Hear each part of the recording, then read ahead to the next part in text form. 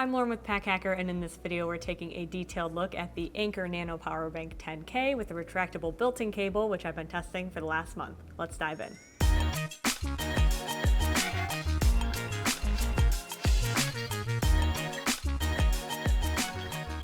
This is from Anker's Nano line. They're releasing a lot of new products within this line, and the point of these products is to be a very small, compact version of something that you would normally travel with. So the overall construction of this thing, it feels very sturdy. I took this on a 2.5-week trip to Tanzania, and I used it pretty much every single day because I was out and about and we were gone for long stretches of time. I was gone for like 12 hours and taking a lot of pictures and things like that, and this came in handy for keeping my phone topped up, in addition to some other devices and a friend's phone too. So we'll get into the functionality in a second, but as for how it's held up, you can see the front here has a few like smudgy marks, but other than that, it's still in really good shape. I know it's white, so it's kind of hard to see, but I would say like the most blemishes you have here are just on this retractable cable and then maybe on the back a little bit scattered around, but it has held up well. In terms of external features, it's got this little carry loop here so that theoretically you could be charging your device and then just holding onto it since it's not like MagSafe. I didn't find myself using this. It's not really in the way if you don't want to use it, but this thing isn't exactly lightweight. So if I was charging my phone with it, I would usually put my phone away with the charger and just sort of dedicate time to that because it does charge pretty quickly. So looking at the actual function of this thing, we have a built-in cable that is 2.3 feet, long. I can't even get it on the screen fully, but essentially you pull it out, and once it's fully out, you just pull it a little bit extra like this, and then it starts to retract in. So it's a very simple design. It's very straightforward, and the cable feels pretty sturdy. You can also stop it at 6 points along the way, so you don't have to take it out the full like almost 3 feet every single time. The cable, in comparison to other Anker cables, like here's one for example, this is a nice thick braided cable. This is obviously a lot thinner, but it doesn't feel flimsy. If I bring it up to the camera, let's see if you can see it. You can see there's some like grooves and ridges in there, and it just has like a, I don't know, it feels like it's going to last a while. However, with a built-in cable, you do run the risk of, if the built-in cable breaks, then you just have this thing sort of hanging out that's like entirely not functional. So that's a disadvantage, but because it does sort of recess in there whenever it's not being used, it never got caught on anything, so it does feel like it's going to last a while. On top of that as well, like if for some reason it just got, I could see like the one thing happening is it just getting stuck out like this all the time, and then worst case scenario, you just kind of have to deal with that cable. So, you know, over the course of testing, no issues though. If you don't want to use that, or you maybe like my phone, I still have a lightning port, so I couldn't use that for that. But you have 2 other ports available as well. So with this, the charging ability, we have, depending on like what device you have, either a 16 Pro, it takes like roughly a half hour or so to go from like 0 to 50%.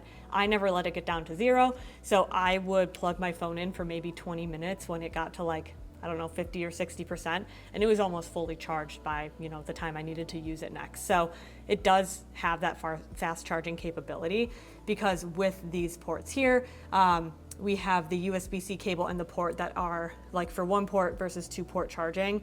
This cable is 45 watts max, and same with the port, the USB-C port, and then the USB-A port is 22.5 watt max. And then if you go down to the 2-port charging, you get 15 watt max out of the USB-Cs, or the USB-A is 7.5 watt max, or if you're using all 3, it's 7.5 watt max for all 3 ports. So you do get some solid charging, especially with the 1-port charging with the USB-C ports. Those support Samsung fast charging, so you can charge your Samsung devices and you get those same sort of benefits, which is really nice. Another benefit of the USB-C is that they're both input and output, so you can do pass-through charging, which I utilized a ton with this actually. So what I normally would do is, when I was charging this up at night, I would charge it every single night.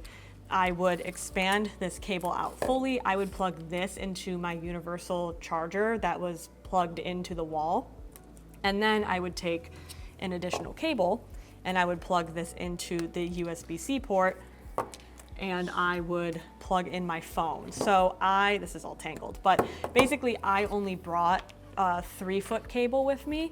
So between the almost 3 feet that you get from the built-in cable and the 3-foot cable that I brought, I got almost 6 feet worth of length. So I could use my phone while I was still in bed. I just had to like bring the charger a little bit closer to me. So that was a nice benefit of the pass-through charging. Another thing that I would do is, again, because I could only charge my phone using like an external cable because I don't have USB-C, sometimes if I needed to quickly top up my AirPods, I would do that using this cable as well. I also had a multi-cable that has a USB-A port, so I would use that as well. So between all of this, I had a lot of configurations that I could do, so I never felt like I was struggling to find a way to charge any device that I had. In terms of the actual display here, so I'm gonna put that in. When you turn this on, it's just one little button. I'm gonna long hold it actually. So you press it to turn it on, you long hold to turn off, and you can kind of function through the different displays here. This one tells you how much percentage is left in the battery itself. This one more click, shows you the battery health, which has been excellent the entire time. That will just shift over time.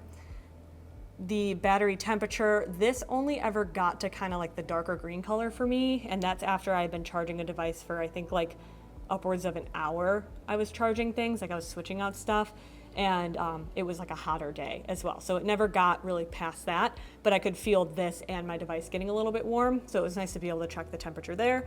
And then if you click it again, you circle back to the front. This does change if you plug in a device.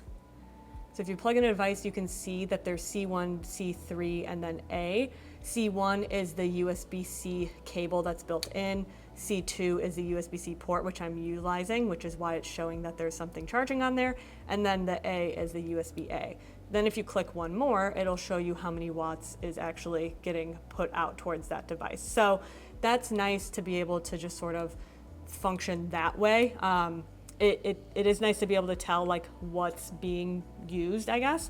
One thing, and I don't have a way to show you over at our setup over here, is that if you plug this in to charge either through this cable or through this USB-C port here, then it shows you how many hours and minutes it'll be until this is back to 100%. So like I said, I just charged it every single night so that I knew it was topped up for the next day. But if you did need to give it a, maybe you have an hour before you need to go out again and you want to give it a quick top up, if you plug it in, it'll give you an idea of at least how much time you have left before you get a significant amount of charge back into this thing, which is pretty nice and convenient. If you're finding this video helpful, hit subscribe so we can keep making content to help you travel smarter. Looking at the packability of this, I'll look a little bit closer at the actual, size in comparison to a couple of other 10,000 milliamp hour battery banks.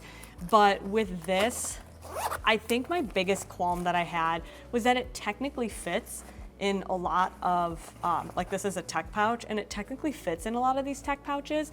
It's just thicker than was convenient for me, because if I'm in a tech pouch, this is not terrible. And for a 10,000 milliamp battery, like they say, I guess in comparison, they say it's 2 AirPods cases stacked, but it really is the thickness that's more of the inconvenience than anything, because when I had this, for example, in my sling, it was taking up like a good chunk of my sling versus me being able to keep it flat and like sitting against the back or something. So I think it does just kind of depend on what type of pouch or sling or pocket even that you want to be putting this into.